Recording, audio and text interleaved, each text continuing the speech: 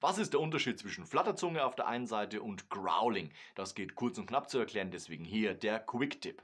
Sobald in den Noten oder du in der Improvisation die Flatterzunge einsetzen möchtest, dann flattert die Zunge im Luftstrom vorne, also dieses typische rollende R im Luftstrom. Wenn du es trainieren möchtest, fang mit einem harten Konsonanten an, am besten ein T, dann hast du einen Luftstau und dann geht die Zungenspitze leichter los.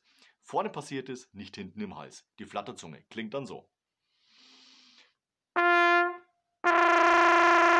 Das ist die Flatterzunge. Sobald aber in den Noten Growling steht, passiert es nicht mit der Zungenspitze, sondern dann passiert es im Hals, dieses typische und das überträgt sich natürlich dann klanglich auch auf die Trompete.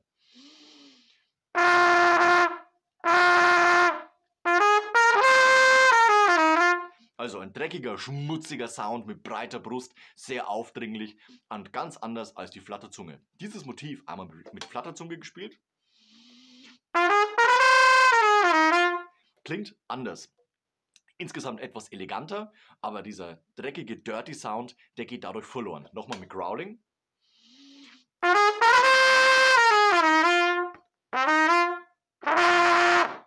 Ganz anders vom Klangeindruck als die Flatterzunge. Also das passiert hinten im Hals, das ist dieses typische und das versuchen wir auf die Trompete zu übertragen. Beim Üben nicht übertreiben, denn der Hals soll normalerweise natürlich offen sein. Jetzt wenn du dieses machst, wird der Hals natürlich gereizt. Das heißt, es kann anfangen, dass du hier einen Schmerz entwickelst, dann wieder Abstand davon nehmen, baust ein paar Mal ein, probierst beim Trompetespielen aus, dann wirst du merken, so und so funktioniert es. Also differenziert, Flatterzunge, vorne die Zungenspitze, die im Luftstrom flattert, Growling passiert hinten im Hals mit diesem typischen und dementsprechend haben wir natürlich auch einen anderen Sound auf der Trompete. Probier's mal aus und schreibe in die Kommentare, ob du wusstest, was Growling auf der Trompete ist. Ansonsten weiterhin viel Erfolg beim Trompete spielen. Lass am Ende noch ein Like und ein Abo da. Wir sehen uns nächste Woche wieder zu einem neuen Video rund ums Trompete spielen. Bis dahin, ciao, euer Nico.